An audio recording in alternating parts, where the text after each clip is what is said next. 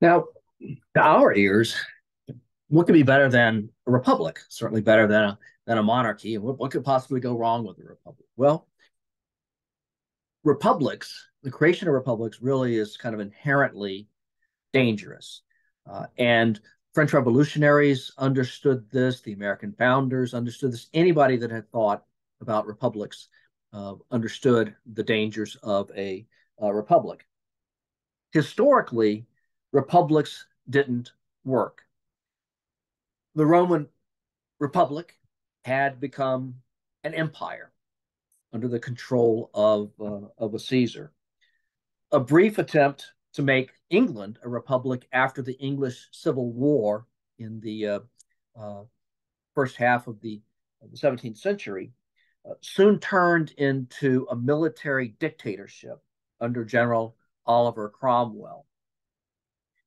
And so the anybody who thought about republics, during this period, thought about the example of Rome and thought about the more recent example of what had happened in England in the mid 17th century. The American founders thought long and hard about republics as well. And before we get into the French revolutionaries, let's look at the American example.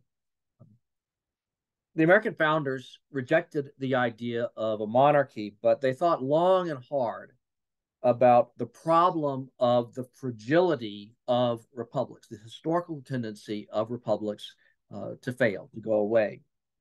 And they looked at the writings of political philosophers who had pondered the issue of republics since the 15th century.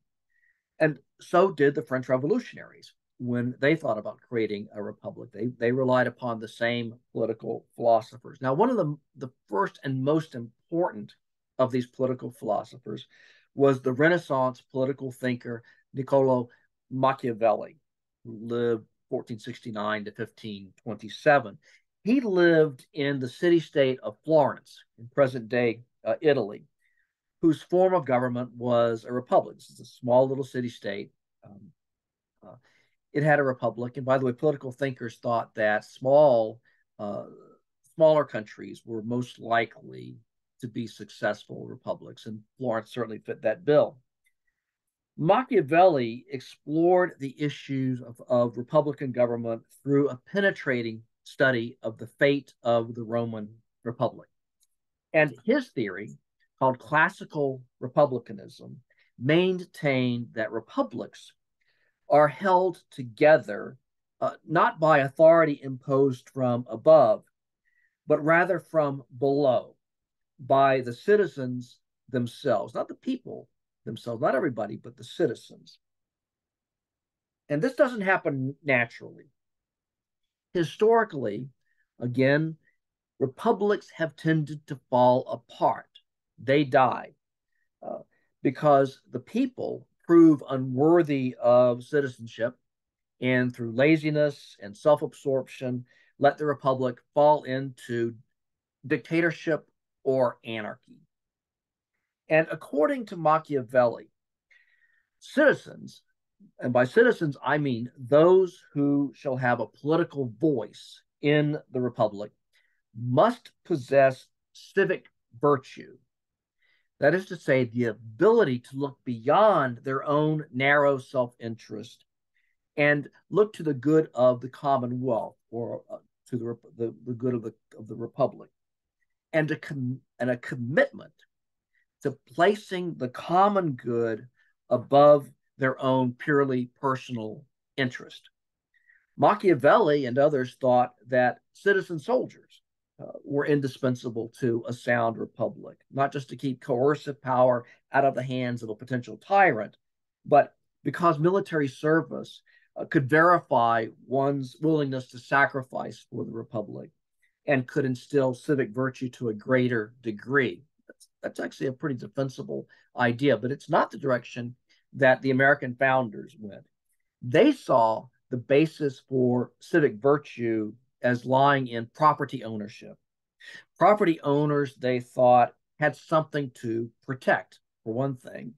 For another, they were more likely to be educated, and therefore more likely to understand how society worked, to understand the politics and economics and how the social order operated, and also um, to, to you know to, just to be able to grasp these kinds of things. Sorry. Now it's important to understand that a republic and a democracy are not the same things. Now, to varying degrees, the founders actually distrusted the idea of democracy because allowing ordinary people to vote and hold public office carried a greater risk of generating citizens who did not possess civic virtue. Citizens who did not possess civic virtue were less likely to inform themselves about current events. And when self government became difficult, they were more likely to abandon Republican government in favor of authoritarian government. They were also more likely to be carried away by demagogues who played upon their emotions. And this suspicion of democracy, be it remembered, turned out to be well founded. Historians generally think that American democracy, or more precisely, a white man's democracy, because women and African Americans remained excluded from the vote, emerged around 1830. Just 3 decades later, that democracy broke, plunging the United States into a 4-year civil war that killed almost 3% of its population. The republic created by the French revolutionaries fared even worse. It survived for only a few years. Now, with the creation of that republic, the revolution moved into a second radical phase. In December 1792, King Louis XVI was placed on trial for treason, and in January 1793, beheaded by the guillotine in the Place de la Revolution, now the Place de la Concorde, behind me. His wife, the Austrian-born Queen Marie Antoinette, was executed a few months later. Now, by this time, France was at war with Austria, powerful monarchy to the east. And to cope with the supreme emergency facing this new French Republic, the Jacobins, which is to say the French radicals, the most radical, the French revolutionaries, created a committee of public safety. 12 men led by Maximilien Robespierre. He's in the upper left-hand corner. And for the most part, these 12, particularly Robespierre, ruled France with an iron hand. Robespierre believed in the concept of a general will advocated by the French philosopher and social critic Jean-Jacques Rousseau.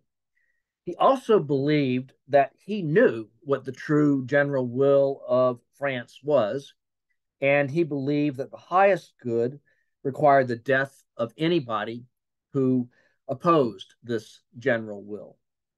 Under his direction, the Committee of Public Safety inaugurated what became known as the Reign of Terror, in which the French revolutionaries, the radical French revolutionaries, ruthlessly hunted down, tried, and executed anyone who seemed to threaten the Republic. About 40,000 people died during the Reign of Terror. Most of them, by the way, commoners, ordinary people, not members of the aristocracy, as is commonly thought. Eventually, however, the Committee of Public Safety's rule was so exacting that it alienated just about everybody, including the sans-culottes, which is a fancy name for ordinary Frenchmen who, particularly in Paris, who had involved themselves in the revolution and had sort of helped to move that revolution along and even pushed it toward becoming a republic. So even the sans-culottes were fed up with it. And One of the reasons because when they dared to question the revolution, Robespierre had their leaders killed too. Now, but in July 1794, the people had had enough. Robespierre was tried and guillotined, as shown here, and the reign of terror ended. Rule passed back into the control of moderates, the middle class. And this became known as the Thermidorian reaction. What the French revolutionaries had done actually was to dispense with the calendar as we know it and to create a calendar of their own. And so Thermidor corresponds to roughly to July. And this is when this reaction occurred. And so historians tend to think in terms of the Thermidorian reaction, even though we don't use that in part of the calendar anymore. So from then until 1799, the new moderate government continued to face both internal and external pressures. And during these years of trying to remain in the saddle, so to speak, it was forced to turn increasingly toward the army for support. Finally, in November 1799, a general named Napoleon Bonaparte seized power in a coup d'etat. And initially, Napoleon was one of three so-called consuls. The term was deliberately adopted from the ancient Roman Republic. So he was just one of three consuls. The other two consuls believed that they could control him. They were wrong. And soon, all real power lay in Napoleon's hands. Napoleon ruled as first consul for the next 5 years. Nominally, France was still a republic, but increasingly in name only. In December 1804, Napoleon made himself emperor. Significantly, though, emperor of the French, not emperor of France, a nod to the theoretical sovereignty of the people. He cast himself as the protector of the values of the revolution. And by and large, the people approved of this. Life under Republican government had proven to be too stormy, too unstable, and they preferred the stability that Napoleon offered them. So Machiavelli's warning about the fragility of republics proved shockingly true in the case of France. From its proclamation in 1792 until its formal end in 1804, the republic lasted just 12 years. And for nearly all of those years, it was ruled by a handful of men. The Committee of Public Safety during the Reign of Terror, the Directory, a smaller group of leaders during the reaction phase, and then ultimately by a single man, Napoleon himself.